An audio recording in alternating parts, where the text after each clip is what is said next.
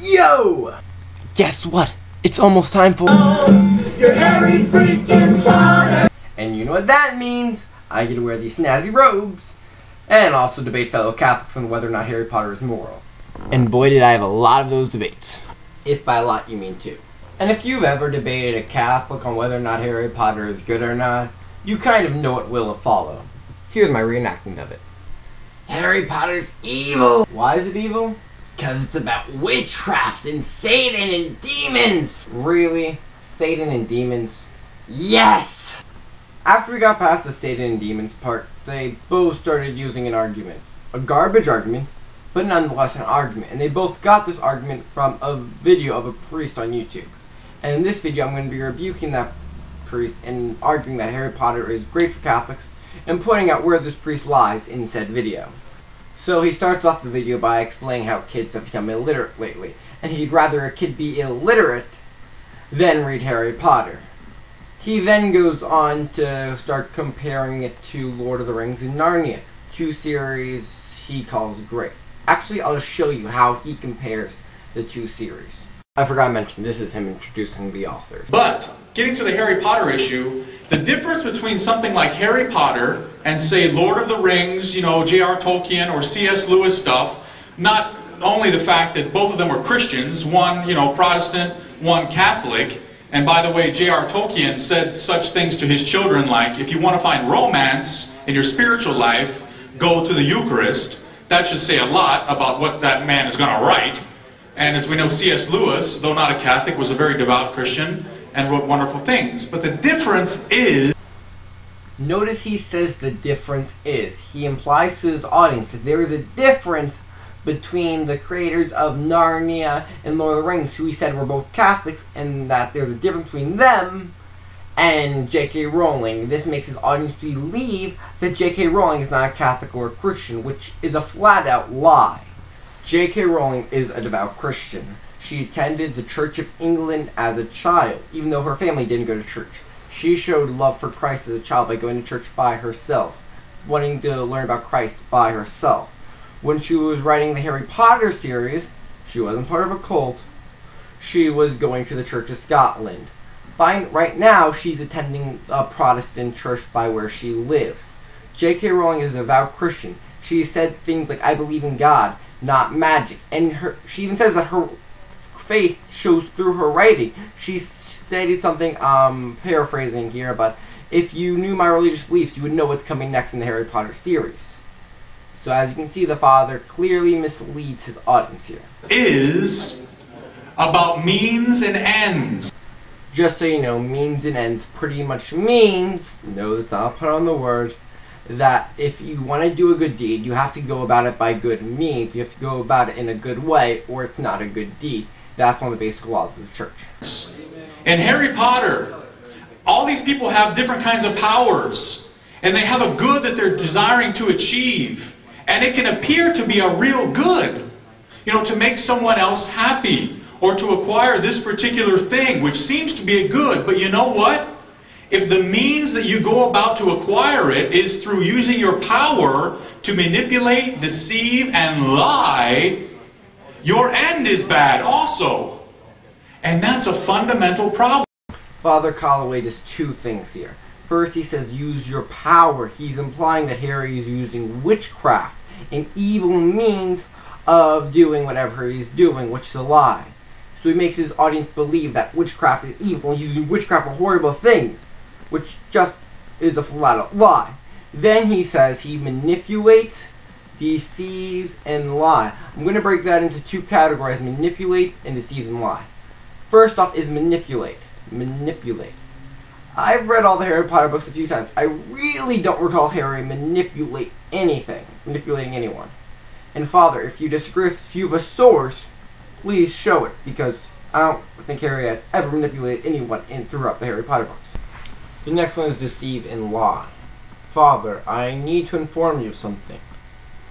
People aren't perfect. We're born with original sin. I'm sure you must have learned this. People make mistakes. People lie. We see that Harry isn't perfect throughout the books. We just see what it's like. We just follow a random wizard and kid. Kids lie, Father. That's a fact of life. You need to accept that. If you're going to call Harry Potter garbage because Harry Potter lies, you might as well call Lord of the Rings and Narnia garbage because there are lies in both of those books. I'll use an example of Edmund going to see the White Witch. Edmund lies himself. Edmund lies before he goes to the White Witch. Does that make Narnia a garbage book? No, it just shows that kids aren't perfect and kids lie. Now you might argue that, hey, that was a mistake by Edmund. We see that in the book. We also see that Harry lies when we learn that lying was a mistake for Harry in parts of the book. Here's one example. I'm going to be using the first book, The Sorcerer's Stone. We see right before they go on their final mission thing towards the dogs and toward the Sorcerer's Stone, we see them lie to Snape. We then find later on that that was a really bad move, that they shouldn't have lied. They should have trusted Snape because Snape could have really helped them out later in the book.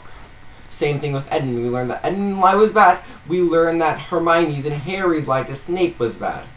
Some examples of lies in Lord of the Rings and doobly-doo. Now we'll see Father Calloway go on a rant about means and ends in fantasy. I'm just going to show you that entire thing.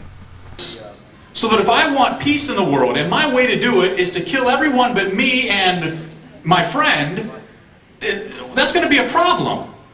Or if you take it down, you might say, well, that's extreme, Father. Take it down to even lesser things. I want to do this. Good. It appears to be good. But the means that I'm going to do it is to, well, just tell little fibs. Or to use something that I have, you know, in this particular way to achieve it. You won't. Your good will, your apparent good will not be a good at all. And you'll actually find yourself being worse when you get to that desired end. That's what makes the difference between fantasy done from a Christian perspective, because there's nothing wrong with such stories, but it has to be that the powers that a person has, even in a fantasy world, have to be used in a right way. And the good that is being achieved has to come about in a good way. The means are good. That is Christian moral principle. Contrary to what Father said, Harry has done this throughout the entire book. He has helped out his friends in a good Christian way. Whether from the beginning of Harry helping Neville out when Malfoy was picking on him, all the way to the last book, the very end of Harry dying for his friends, we see Harry just doing good deeds throughout the entire series. Father Calloway is stating this is complete garbage because Harry helps people out all the time and in a good fashion. Father Calloway then shoots himself in the foot by describing what it would take to make a good Christian hero in a Christian book. He kind of shows he never read Harry Potter at all because he describes Harry Potter. Christian moral principles. And that's what makes heroes out of those who, in desiring to attain the real good, are willing to die, to sacrifice, to forgive, to be merciful, to be compassionate, to love, to be martyred. That's the difference. Let's run down the list. Dies. Check. Harry dies in the final book. For others. To sacrifice. Harry sacrifices his life. A comfy bed. He sacrifices so much to go stop Voldemort. Check. To forgive. An example I'll use here is Harry forgiving Malfoy at the end of the books. His hated enemy, Harry forgives him. To love. Isn't that the message of Harry Potter? To show that love is stronger than evil. That's the entire message of Harry Potter. Father, you honestly cannot make us believe that you have not read Harry Potter and then state this. You never read Harry Potter if you believe that love is not a key thing in Harry Potter. And then lastly, to be martyred. Father, you never read the books. Oh yeah, he was martyred. Check.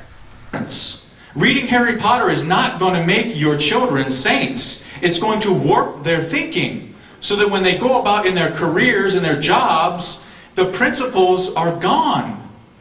And everything will be about, there's something that I see to be a good, and it might actually be a good. Wait, how is it going to warp their thinking, Father? Didn't you just describe Harry Potter as a good Christian hero? He clearly met all of your requirements. And you know, if you even look at the roots of a lot of these things, this woman who wrote such things, you know she was involved in the occult. You think that's not going to come through the books? If by a cult father you mean Church of Scotland, then yes, she was part of the cult, and yes, I do feel that the Christian Church will come through in her writing. Actually, I don't actually think that, and here is why. I actually am going to disagree with J.K. Rowling and most Christian authors. I don't believe personal beliefs inherently come through in your writing unless the author intends it. If, I'm going to quote John Green here, but if 10,000 monkeys at a typewriter randomly wrote Hamlet, does that make it not a great play? I don't care who's writing it, it matters what's in the literary works. J.K. Rowling put her Christian beliefs in that. But just because someone has a particular belief does not mean that will come through in their writing. Also, I'm going to use Hamlet as an example now. There are sources that state that Shakespeare has smoked pot. Does that mean pot smoking will come through in Hamlet? Of course not. It's a garbage argument altogether. Unless the author intends it, their beliefs will not come through in their writing. But, good thing she had good beliefs, just in case it did. There is actually nothing left to merit in his video because he goes off of what he stated earlier, which as we know now and I just proved are all lies. Father, I'm going to give you a chance to come back.